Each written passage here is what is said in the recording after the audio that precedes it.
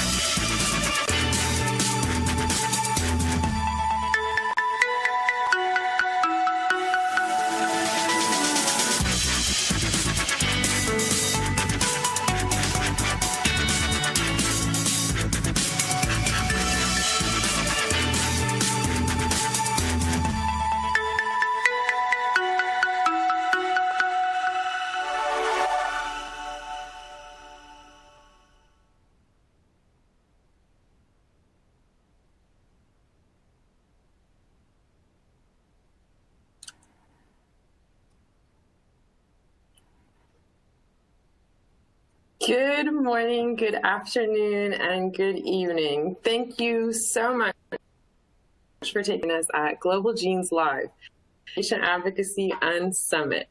We are excited for our upcoming session, Global Rare Disease Advocacy and Cross-Border Collaborations. My name is Hira Chowdhary. I'm the Senior Manager of Engagement Programs at Global Genes and will be your moderator for this session. Before we get everything kicked off, I want to review brief housekeeping notes. First, all attendees are currently muted by the moderator, so no problems there, don't worry, and we'll be reducing all interruptions. Please make sure that you stay on mute. We encourage you to use the chat function in the On24 window for any questions you may have throughout the session. Present them to the speakers. So take a moment and find the chat box and send us a message. To open the chat, you click on the blue chat button located on the meeting controls on the bottom of your screen. If there are questions that are not able to be addressed by the speakers or short on time, we will do our best to follow up after the program. Also, make sure to post your top takeaways and fun moments during Global Genes Live on social media and tag @Global Genes for a chance to be featured on our social media channels. The official event hashtag is #GG Summit. Finally, we encourage you all to participate as active listeners and take advantage of an opportunity to hear from leaders and experts here and ask questions of them. This program is your time to learn and find answers on critical challenges in rare disease research. I am now pleased to discussion leaders Lara Bloom, the President and National Ehlers-Danlos Society, Harsha Rajasimha, the founder and CEO of Indo-US Rare, and Michelle Davis, the Executive Director at IFOPA. They will each share a more complete background as we delve into the conversation. But for now, I'd like to invite Michelle to kick things off. Welcome, Michelle.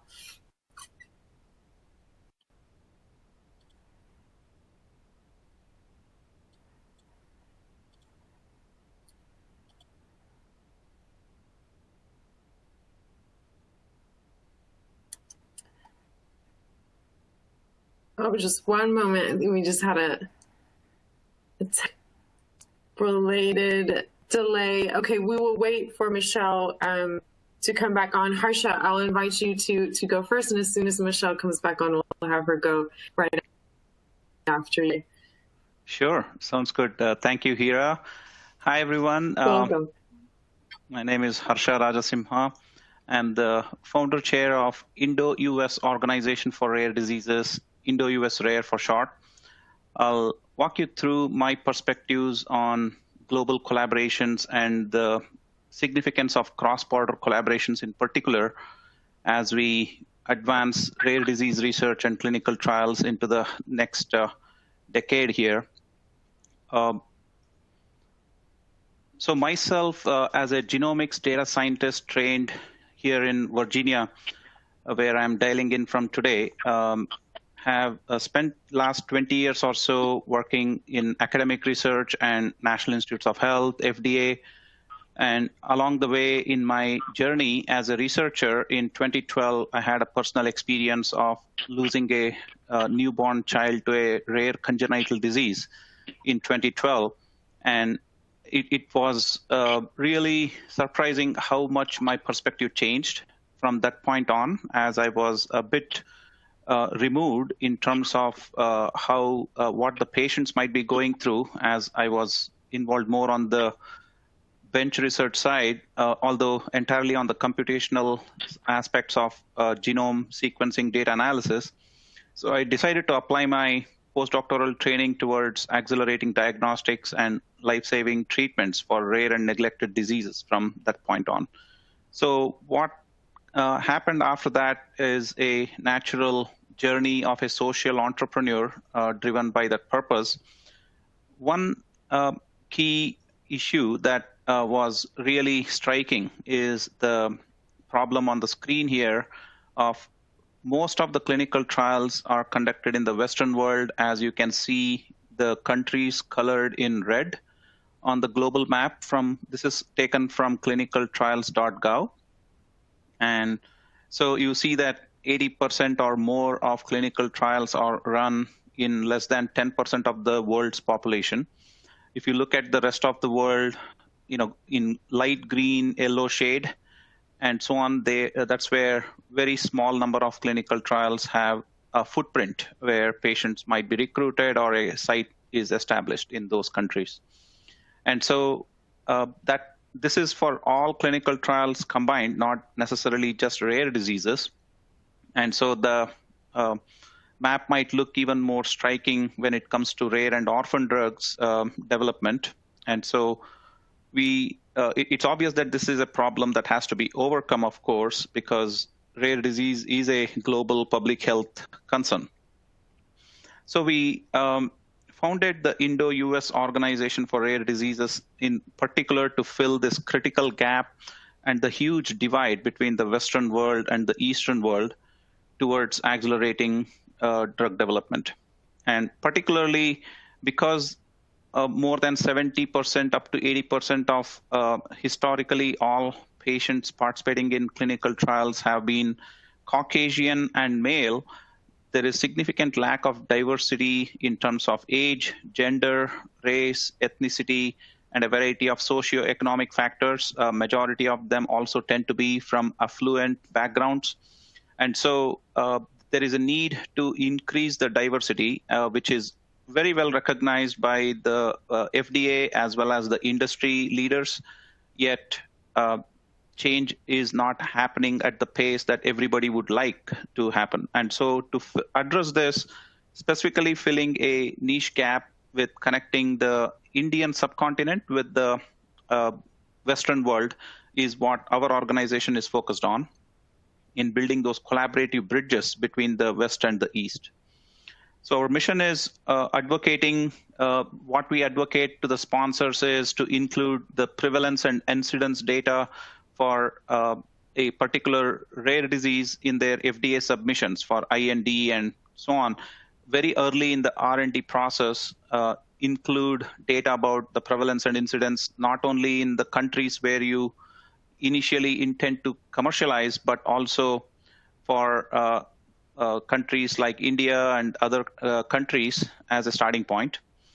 The next is connecting patients in different countries with those that may exist already in the US as a patient advocacy group, a patient registry, and a natural history study where patients can have the opportunity to be part of those databases, because if they are not visible in these databases, they are unlikely to be identified and recruited into the clinical trials. And then collaboration for policy development.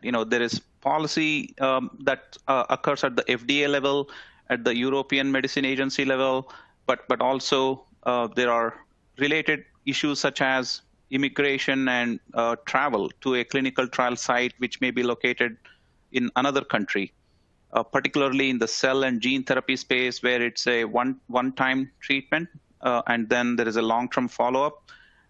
Patients are willing to travel to the other side of the planet if they can get a life-saving treatment for their child or themselves. And hence, covering policy from a holistic point of view, from reimbursement to clinical trial participation and language, ethnic, and other issues as well. In that regard, we work with the United States, Capitol Hill, during the rare disease legislative advocates to advocate, for example, in the US-India bilateral relationships to make rare disease a priority. So the industry stakeholders' needs could be addressed bilaterally. And bringing various stakeholders together through our corporate alliance, patients alliance, and other collaborations in research that we are looking to facilitate. In that regard, we have 14 member patient organizations from covering a number of different rare diseases. And then we are inviting members into our corporate alliance, and then education, awareness, and research programs, including newsletters, webinar series. We will have James Valentine talk about the patient-focused drug development in our next webinar in October, and omni-channel social media awareness campaigns, and so forth. So please check out our website for additional programs. Here are our 14 member organizations that are signed up as of now. And we invite other patient advocates to look at our website and ask us any questions and reach out to us if we can help in connecting patients with the diseases that your community cares about that may be located in India or vice versa. So, a part of this problem is also to engage the technology aspects in addressing and facilitating cross-border collaborations in clinical trials to address a number of the same problems in terms of user experience in clinical trials, improving diversity and patient recruitment, dropout rates, and wearable device integration, and so on, especially when patients from different countries might be traveling to a clinical trial site and then going back. Technology will play a vital role in that, especially the travel burden that might be involved in participating in clinical trials, which essentially discourages 1/4 of the patients who may be eligible but are unable to participate because of the travel burden. In that regard, a number of the decentralized clinical trial technology platforms that can enable a lot of the activities that typically occurred in a brick and mortar hospital site to occur more at where the patient might be living in their convenience of their home can make a significant difference to the rare disease community in particular, particularly in a global context. And so we want to move this needle more towards the patient-centric way and provide this as an option rather than a mandatory requirement, and hence allow patients to select whether they would prefer a in-person visit or a video conferencing consult on any given visit to either provide an informed consent or reporting patient-reported outcomes and video consults and so on. Eventually, sample collection, vital signs, and shipping of the investigational medicinal products are also being done already by some technology solutions where it's enabled in a home-based manner. So in conclusion, in my opening remarks, I like to state that rare disease research and orphan drug development have come a long way in the last 70 years or so, or especially in the last 40 years since the Orphan Drug Act in the Western world, and it has come as far as possible. Moving forward, it is my opinion that further acceleration will require global collaborations, particularly bridging the divide between the East and the Western hemispheres. Data and technology can play an enabling role. Not sure why the slides are going backwards. Sorry about that. And collaborations are critical. That's my email address if you like to contact me for any questions, but I'll be around and pass the microphone back to the next speaker. Hira, over to you. Thank you. Thank you, Harsha. Apologies with the slide. It just bounced there. I'm going to invite Michelle back. I know, Michelle, you got our video got disconnected, but I think we still have you on audio. So I'm going to bring us back to your slides, and I think we need to go. So everyone, again, welcome from the International Fibrodysplasia Ossificans Progressiva Association.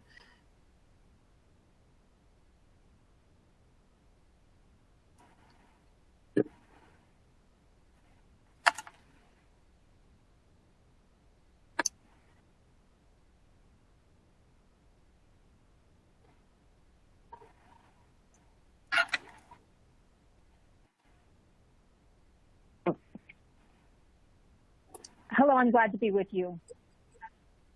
So I wanted to start today by sharing with you about the International Fibrodysplasia Ossificans Progressiva Association, or we call ourselves the IFOPA, and how we structured a group within our organization so that we truly could reach out and connect, first of all, with our international families.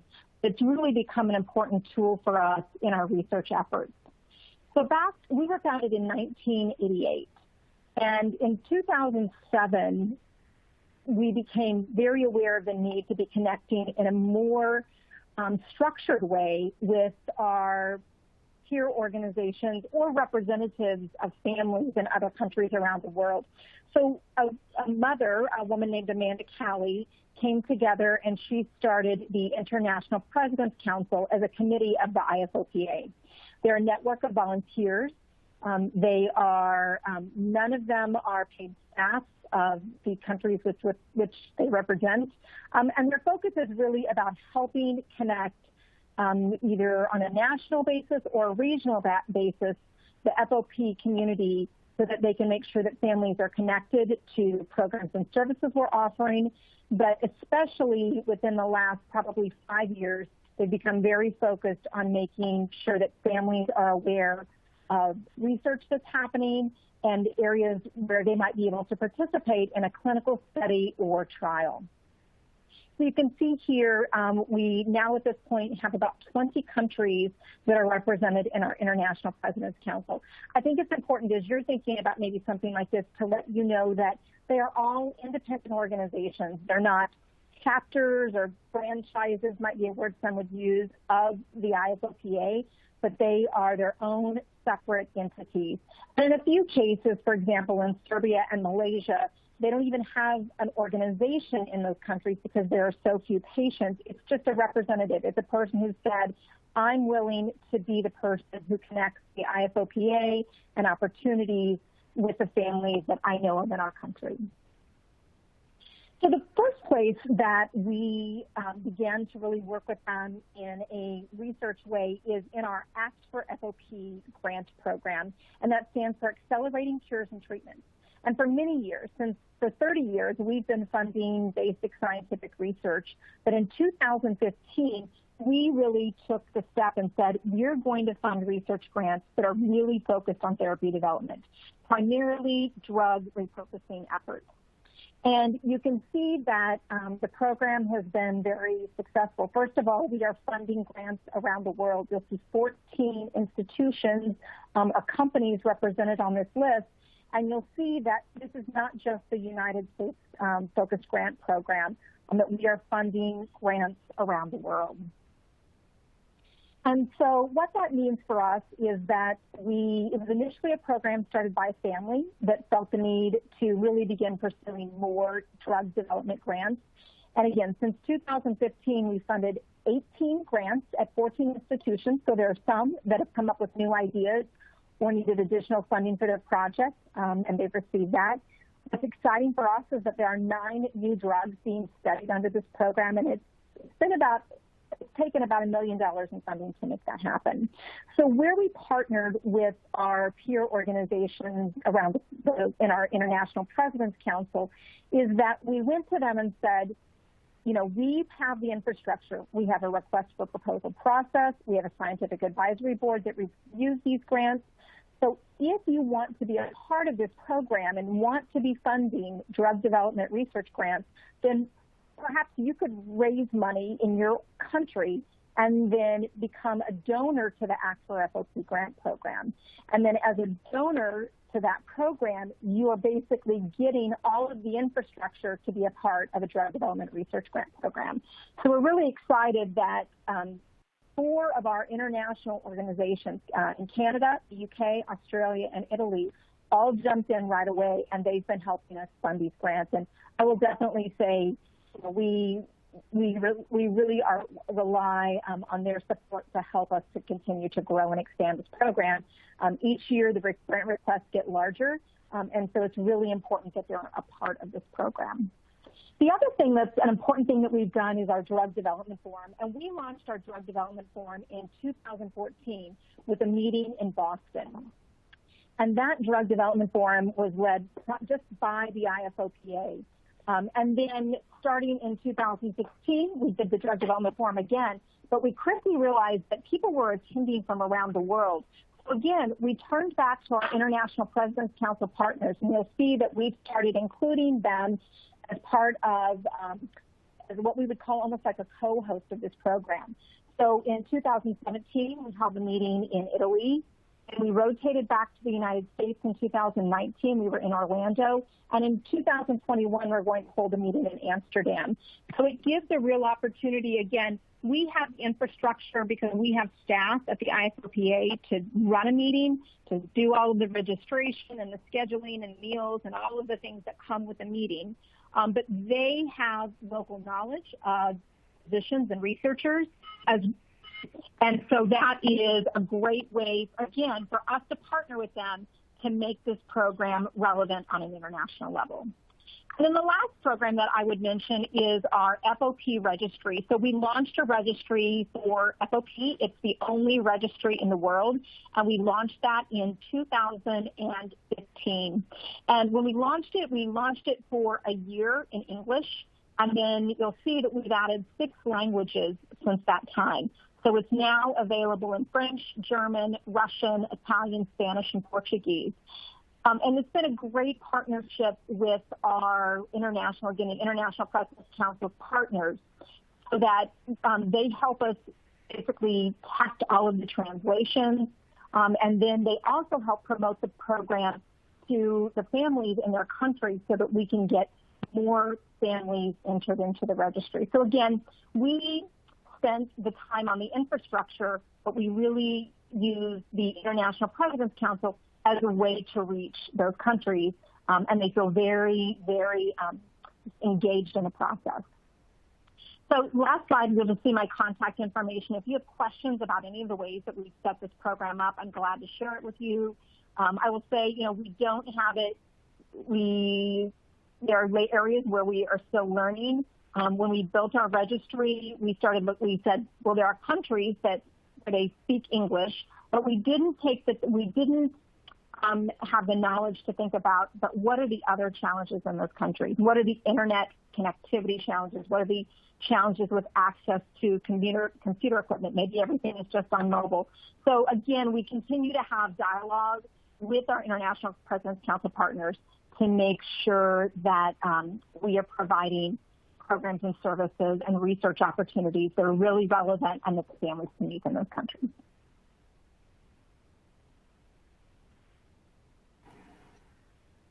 Much, Michelle, and please, if there are questions, we are looking at those in the group chat, and welcome any questions and hope that we can address them. I'm going to now invite Lara, our final speaker in terms of putting, and then we will get into the Q&A. So Lara, I'm going to cue up your slides, and it's all you. Thank you so much, Hira, and thank you to Global Genes for giving me the opportunity to speak to you about our global journey since launching the International Ehlers-Danlos Society in 2016. So we launched out of what was called EDNF, which was the Ehlers-Danlos National Foundation, which was a US organization for EDS. And that had been running since 1985. So it had been around for a long time. And I had previously worked at EDS UK, the UK organization. And there was really this sense of a need for a global organization, something that could bring together the scientific community, bring together efforts to get funding for research, and really try and accelerate the agenda for nosologies and updating the diagnostic criteria that up until 2017 had not been done for 20 years because of this kind of fragmentation. So when we launched in 2016, we launched actually at what was then our first international symposium, where we brought together the scientific community. We had all of the patient organizations from other countries there as well. And we worked on what would be the 2017 diagnostic criteria. And we knew that we wanted to focus on 4 pillars, and those 4 pillars were education, research, advocacy, and awareness. And we wanted to ensure that all of those pillars were looked at through a global lens. So the first thing that we did that was absolutely the foundation stone for everything we have done since was assemble together the International Consortium for EDS and Related Disorders. And when we started, there were approximately 90 people from around the world, and we arranged the group into the different comorbidities associated with the condition and also the different types of EDS. So, for example, we had a classical EDS, vascular EDS, the rarer types, and hypermobile. Since then, when we first started, we now have close to 150 people. It's growing every day. We've added different groups to that as well, as we've found that there is more of a prevalence of symptoms. So, for example, we've now got a hematology group. We've added a psychological mental health group as well. So it's given that the opportunity to keep growing as the discoveries keep growing around the condition. And this group of professionals, in every single group, we also have a patient voice, because we thought that that was absolutely essential, with no matter what the consortium is working on, whether it's publications or resources for our website. It was very, very important for us to have that patient voice heard as well. And the other thing that we did that was really quite trailblazing was launch the Hedge Study. So the Hedge Study is the hypermobile Ehlers-Danlos genetic evaluation. And around the end of 2018, we were approached by a donor who wanted to give $1 million to try and find out what the gene was behind the most prevalent type of EDS, hypermobile EDS. Very, very quickly, we were able, through the consortium, to assemble together the world's leading minds in genetic discovery. And we met together in New York, and we sat around a table, and we decided how best a non-profit could drive this sort of study, bringing together as equal stakeholders all of the scientists that had been trying to do it in silos previous to this. And so it was quite unique in its effort. And of course, we also wanted the patient voices to be heard in that as well. And things moved very, very quickly. And we set out to recruit 1,000 people from around the world, which came with tremendous amounts of challenges as well. Taking into account, GDPR, HIPAA, and of course, we are in the middle of recruiting in the middle of a global pandemic. So we've had to rethink everything. We've gone from in-person recruitment to now virtual recruitment, which actually has been very beneficial, because it's now opened up that recruitment opportunity to so many more people from around the world. So with challenges often come opportunities as well. So we're halfway through our 1,000 people. And to do this, we knew that we needed a global registry in which to run the study. And that's why the global EDS and HSD registry was born. So it was towards the end of 2018 that we put this together. So actually, sorry, it was the end of 2017 that the donor approached us. So it was 2018 that we launched our global registry. And I'm really proud to say we now have over 10,000 people from around the world that are on our registry living with EDS and HSD. And it's through that registry that we've been able to identify people that would meet the criteria for the research study. And our plan is for this to keep growing, to do more and more research. We are also about to launch it into at least 4 or 5 more languages, as well as English. And it's exciting to see where that will go. We're also looking towards establishing a global repository as well. So we will have both the genetic information and the phenotype information as well. So we can really truly start to drive that research forward. Breaking Down Barriers is a campaign that we launched in January of this year. And it was before the Black Lives Matter movement and how much more awareness has been brought to everybody about these hugely critical issues.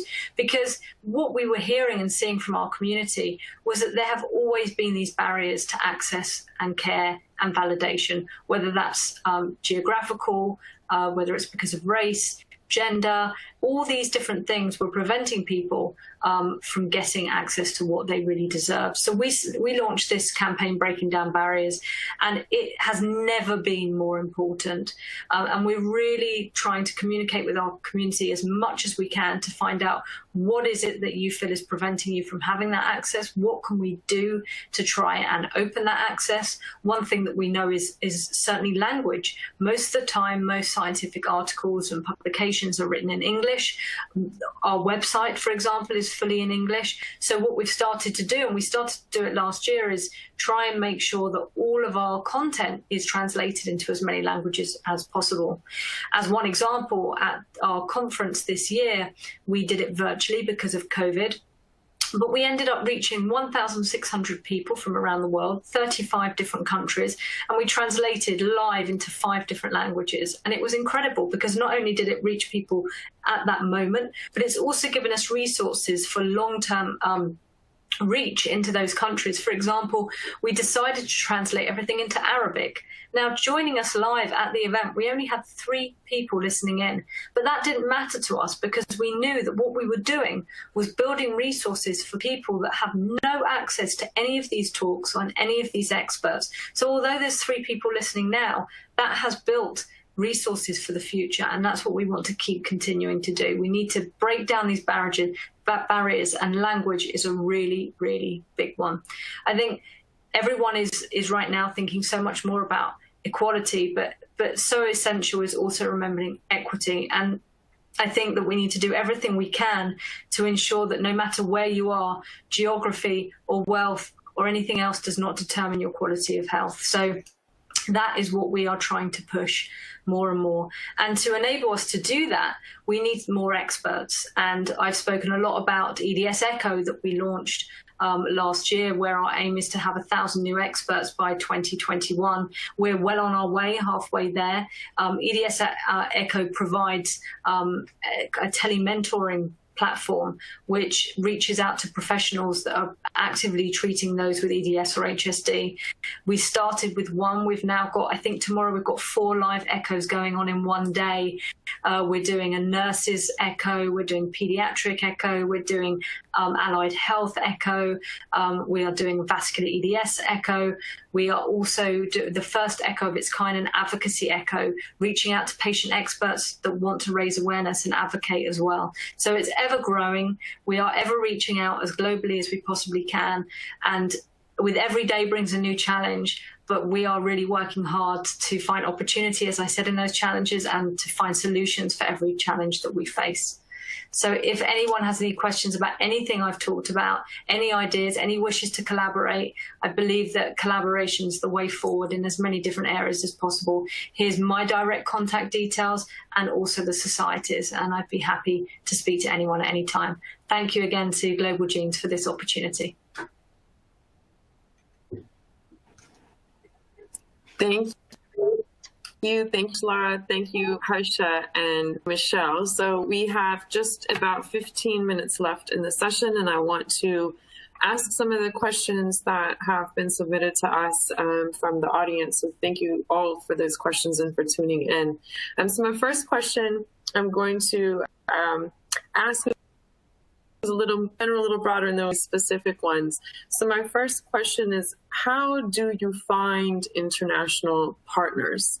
And how do you develop and grow these collaborations? This is Michelle. I think, Lara, if you want to start. Michelle, yes. Sure, I'm glad to answer that question. So one of the things that we do, and we're thankful for social media, we have several different community groups on social media, and so we very closely monitor who's active in those groups. And so if we identify that there are people from another country where we don't currently have contact, we then approach them about whether they would be interested in being a part of the International President's Council. And we have a charter that explains what's involved, so it's very clear, so they know what their commitments are. We also attend the meetings. Each of our countries, many of the countries hold their own meetings. And when we go to those meetings, there's an expense to us for traveling to those meetings, but we have an opportunity to sit one-on-one with people. When I was at the German meeting, I met a family who was now in Germany that used to live in China, and found out that at the time that he's connected to 32 families that have FOP that we didn't even know this group existed. So I think it's just about using the channels that are out there. That's what we found.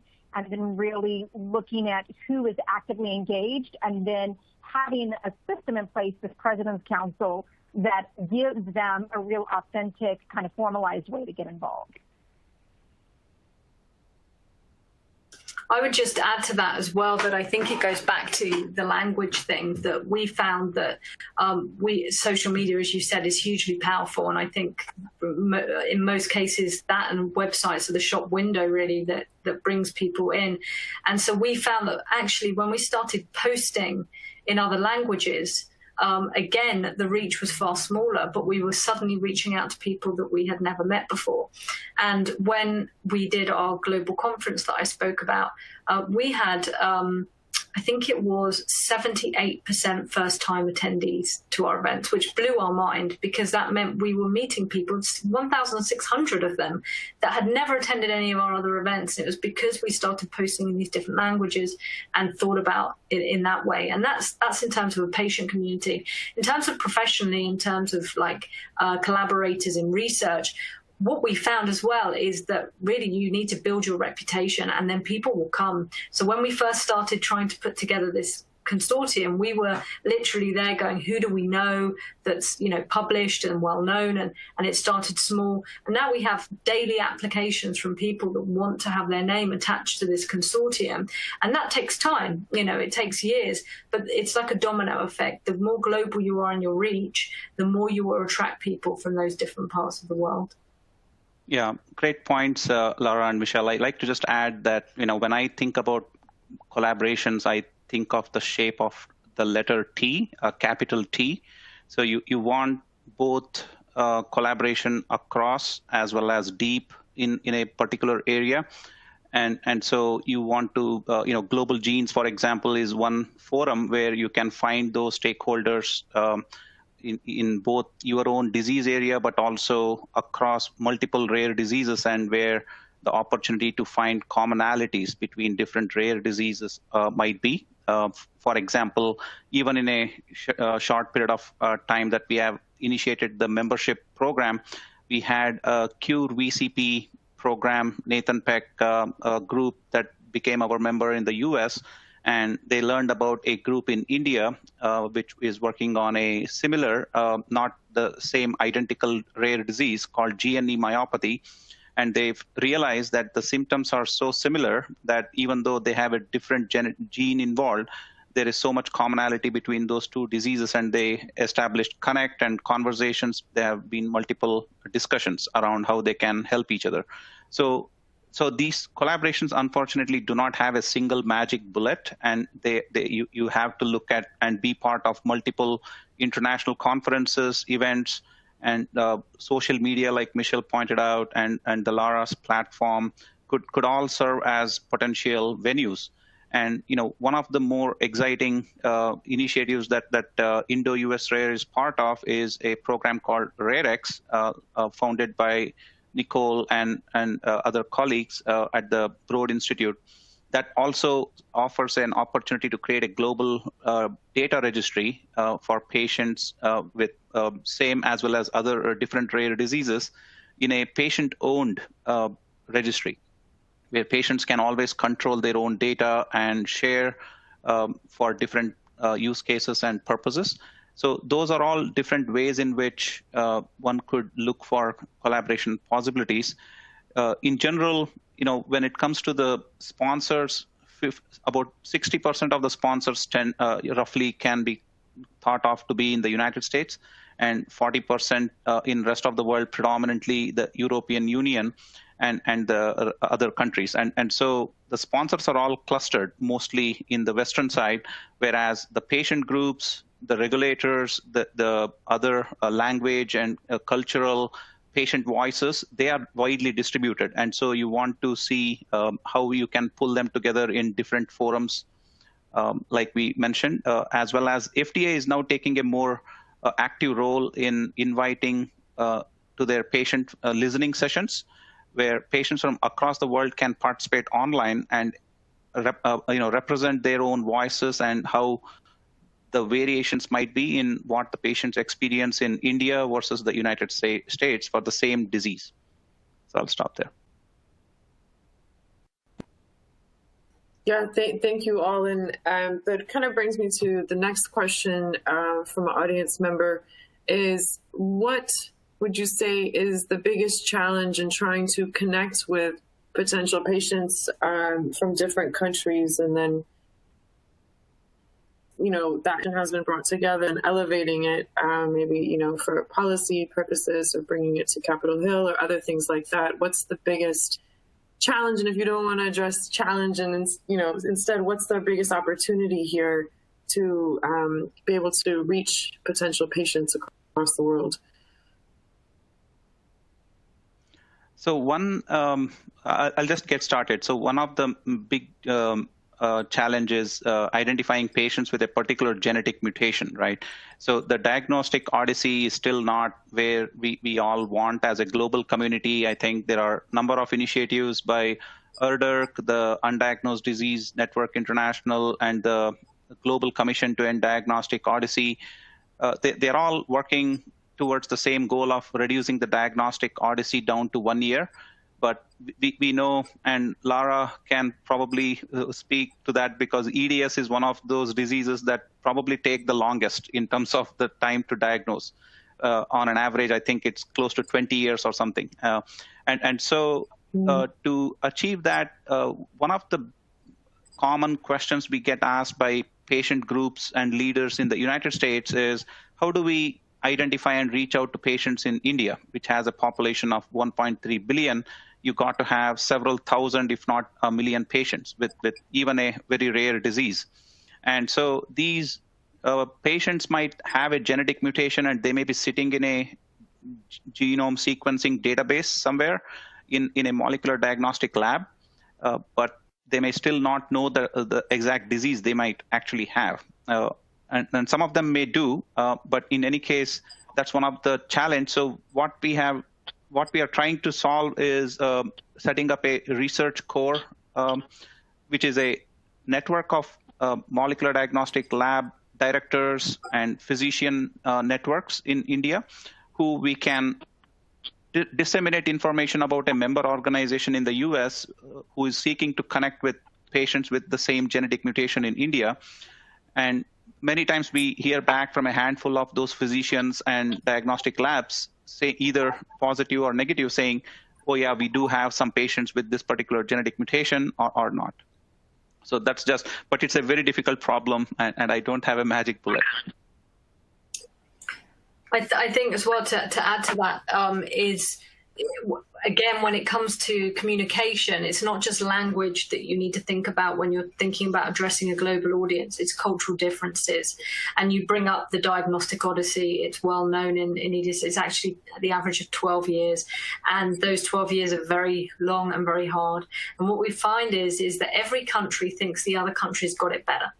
And the grass is always greener. And I think it's really understanding the different problems so in the US, it's all about insurance and the ICD-10 codes. In the UK, it's, what's available in the NHS and where that local centre is, and in X and Y, and in India, it's even finding one person that has even heard of EDS and knows how to treat it. So every different country presents its own problems.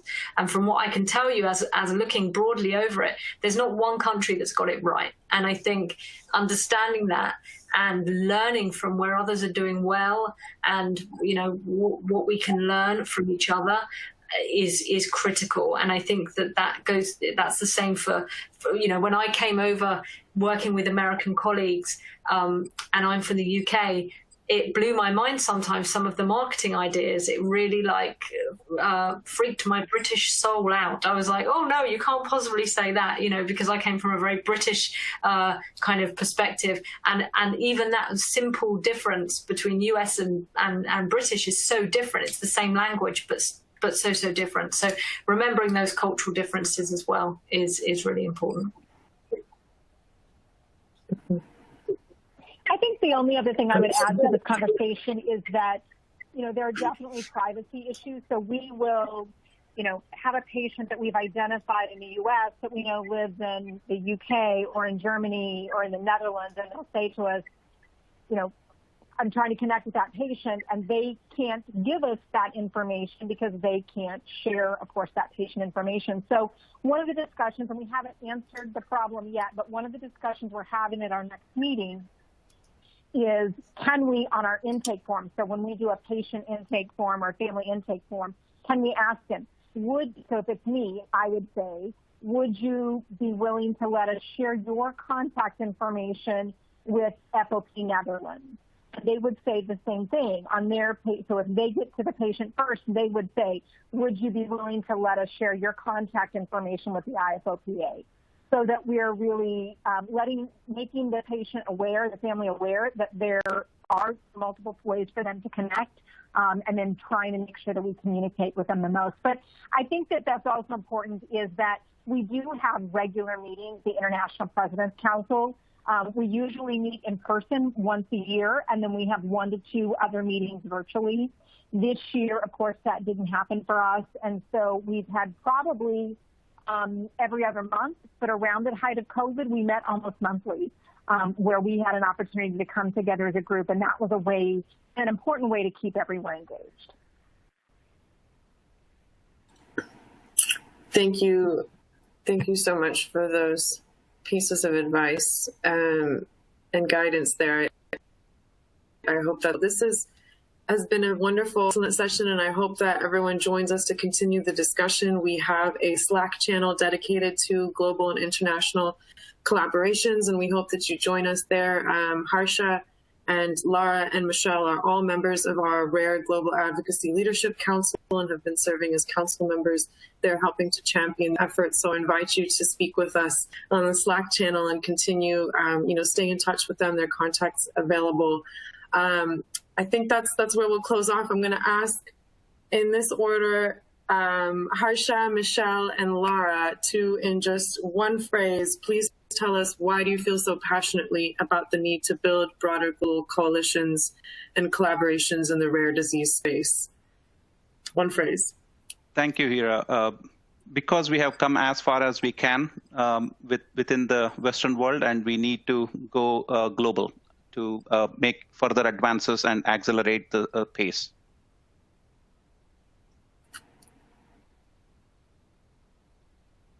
Michelle?